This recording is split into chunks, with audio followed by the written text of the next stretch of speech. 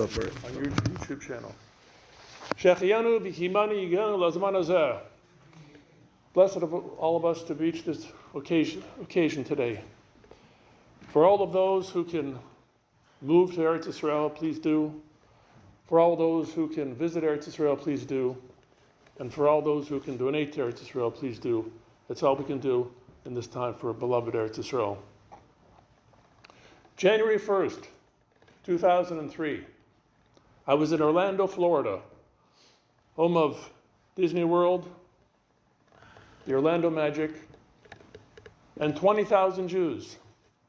I was in the Chabad of Orlando. It was around 10:30 in the morning, and we were not going to get a minyan. So what did I do?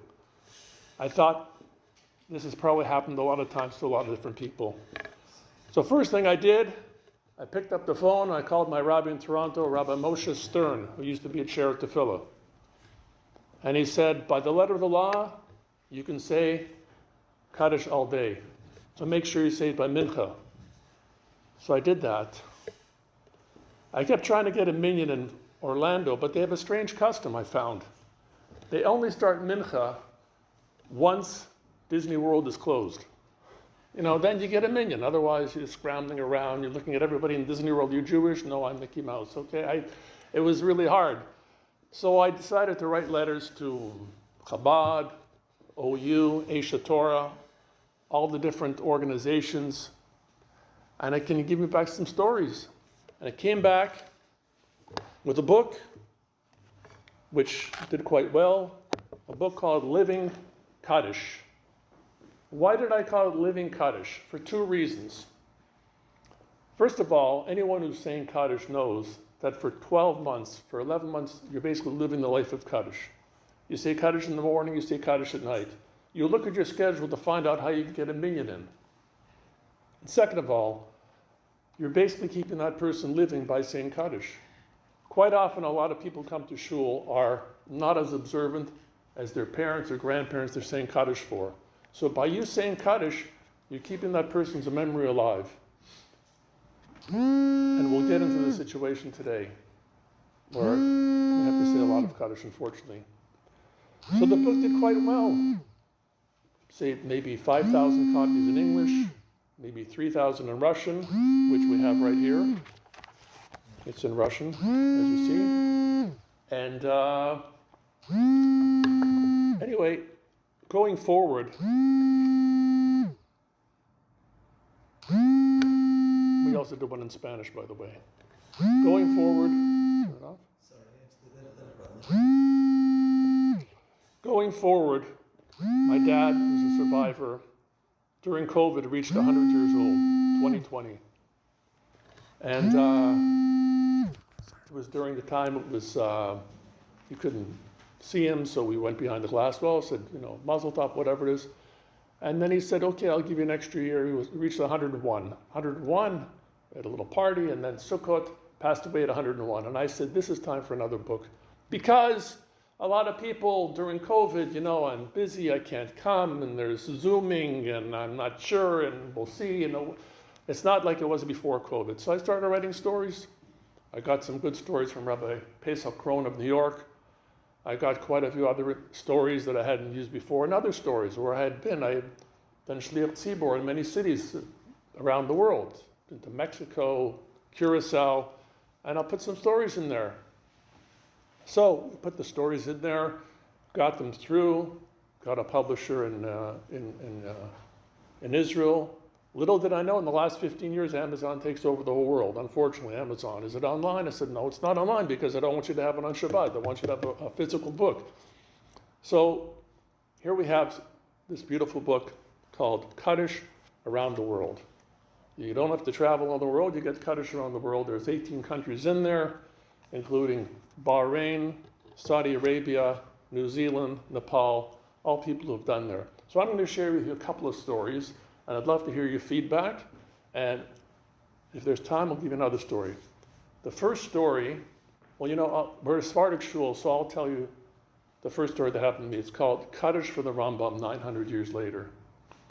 So when I go to Israel, I try to get my wife excited about going to Israel. Some women, yeah, go in Israel again. I said, no, we'll stop over somewhere interesting. Oh, my wife's from Venezuela. We'll go to Spain. Oh, Spain, great, beautiful. We'll visit the Rambam's birthplace in Cordoba. Oh, that's even better. So we went there. We had our tour guide. We had a couple that we knew from South America. We were there in the morning looking around. Then there were 3 couples, and I said, as a joke, well, maybe we'll get a minion for Mincha. We go to the Rambam's house there. It's a whole beautiful house where it's 1 floor is about the Rambam, 1 floor is about the Inquisition, and 1 floor is the shul as it used to be. Then afterwards, we go to this playground across the road. And all of a sudden, looking there, I see, I can't believe it. There's kids with yarmulkes there. There were some kids running around with yarmulkes. I went to them and I said, excuse me, where are you from? He says, we're from Morocco. Morocco's just across the way from Spain. What are you doing here? We're on a school trip. I said, you know what? Do you really think maybe perhaps we can do mincha together? Because you know what? Of course. He says, I'm saying Kaddish myself. So I look at the watch and I'll make sure it's around 12:30, about half, mincha time. And I go in there and I say in my Spanish what I can say. I said, listen, I know that every time we say Kaddish, it's in the memory of someone. And that shul wasn't used for hundreds of years. It was just an archaeological thing to see. And I say, I'm sure we're saying Kaddish for the Rambam right now. And I went out and I looked at the date. It was 10 days before the Rambam's Yortzeit. So it was very, very, very emotional. But now we'll get to the story, which I really think carried this book through. I heard this story and I spoke to the guy 3 times to verify the story. This is called Kaddish at the Super Bowl. So is anybody a football fan here? A couple of football fans? Maybe. So this happened around 1997. Qualcomm Stadium, San Diego, California. It was a great game. It was the Denver Broncos versus the Green Bay Packers. Over 67,000 spectators were at the game, including Lonnie Ostro and his little friend called Yankala. How did they get there? Well, Lonnie was working at a marketing thing, and Yankala, he had an uncle who was a big shot there, and they used to get Super Bowl tickets. And this was a big thing, to get Super Bowl tickets. He says, you want to go to the Super Bowl? He says, absolutely, I can't cheer for the New York Jets anymore. I got to go to the Super Bowl. How are you going to get there? Well, we'll see what we can do. Tried flights to San Diego, all sold out. Okay, tried flights to Los Angeles. They found 2 flights. Beautiful. So then I had to find out how we could arrange it. They phoned a friend in Los Angeles. Could you take us in for one night and give us a lift to the train station? Luckily, he said, but yes, on both counts. They get to the game, and it's exciting, back and forth battle. It's a great game, and it was 27-13 at halftime.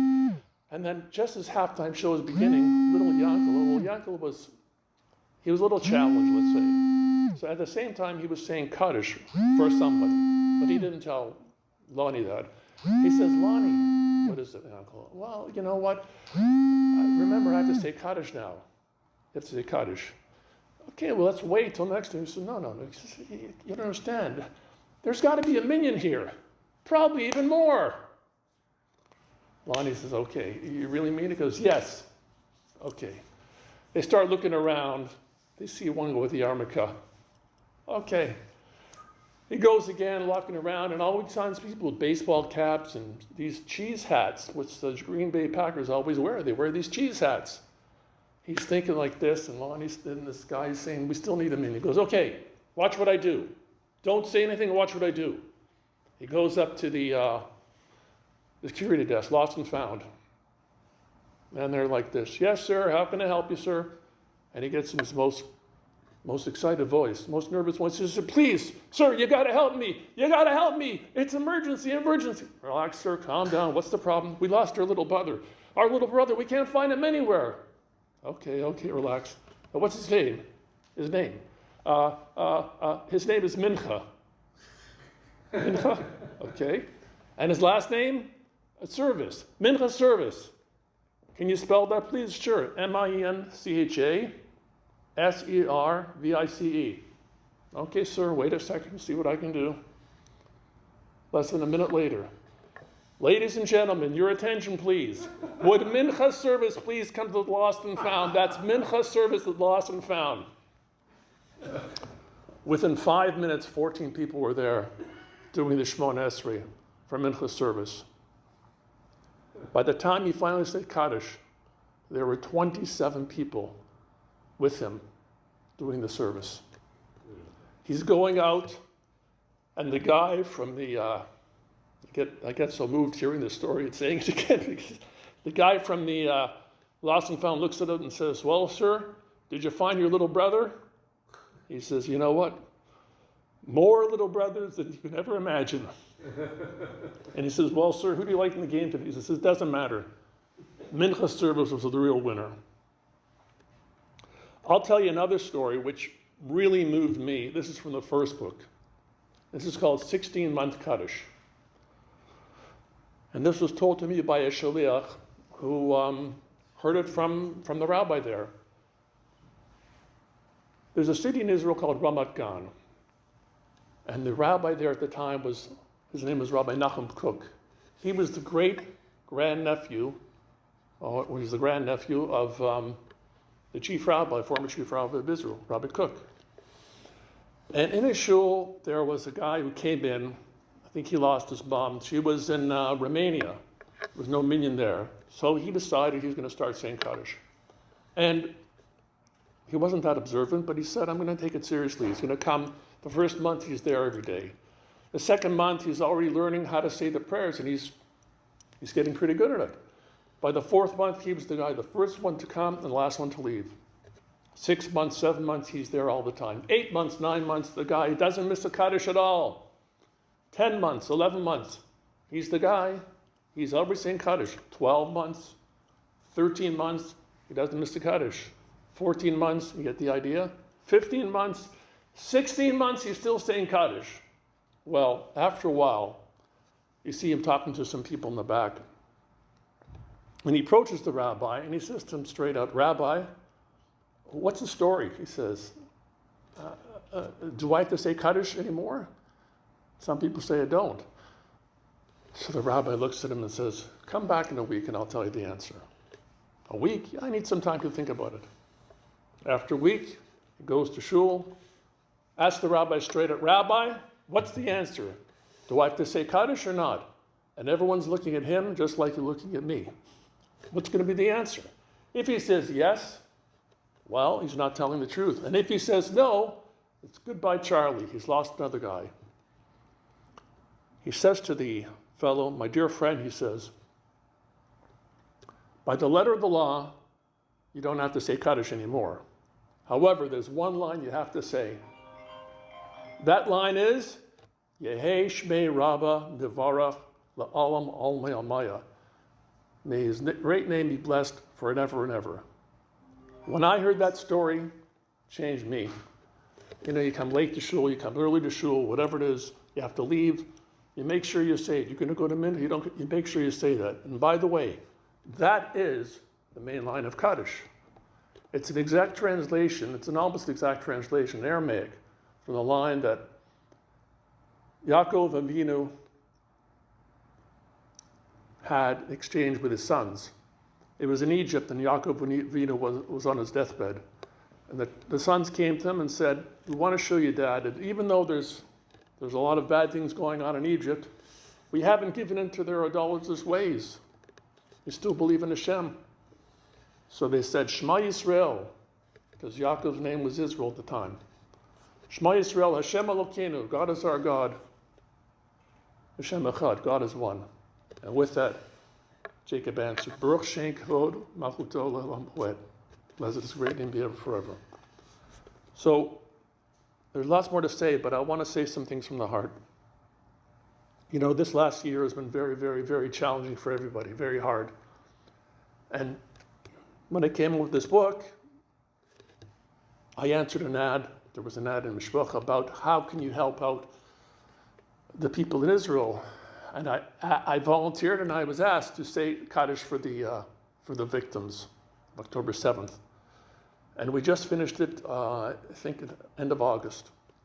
And actually, halfway through, I had an idea to the people. I said, listen, there's a lot of hostages that are not alive.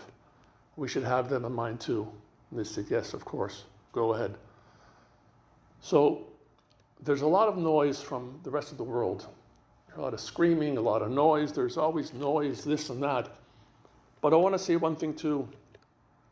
That we are so honored that we have the Neshamot, the souls of Avraham, Yitzchak, and Yaakov, Moshe Rabbeinu, those that perished in the Holocaust, and those that perished on October 7th. And those souls will carry us through, and those souls will make us stronger. And an individual thing I want to say before Rosh Hashanah, I want to say this to everybody, and if you're able to get the book, please do, because donations are going to this yeshuv in Eretz Yisrael, which basically protects all of southern Gush Etzion, from Hebron probably to the Dead Sea. They are an amazing place. But you see a lot of people, when they first say Kaddish, usually the first Kaddish, they come out crying. They can't stop their emotion, and I often wonder, why is that? Sure, you miss a person, but there's a tremendous amount of crying, and I'll tell you the reason why. The reason probably is because a lot of people never end up saying whatever they want to say to their loved one. They always miss that opportunity. You never know when it's going to happen. So they're crying because they could have said anything. I love you, I hate you, where are you, what's happening, we'll just call you to say hello. So I really ask everybody, if you can, try to say something, whatever it is, to the person you have, and your friend, spouse, your kid, whatever it is, say anything. Because if you do that, then the Kaddish will feel more meaningful and more fulfilled and more fulfilling. In Bezrat Hashem, we should have salvation, we should have all this, whatever it is. Any thoughts, any ideas, please, whatever is to say, this is, it's all here, and I really appreciate you coming and listening. I have time for one more story. One more story.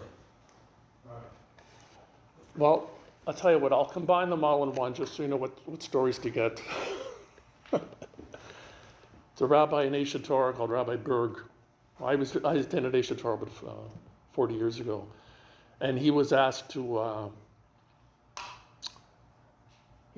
go and in the beginning days when they were trying to make some peace accord with Saudi Arabia and Bahrain, he was asked to go there and facilitate some things there, the shul, etc.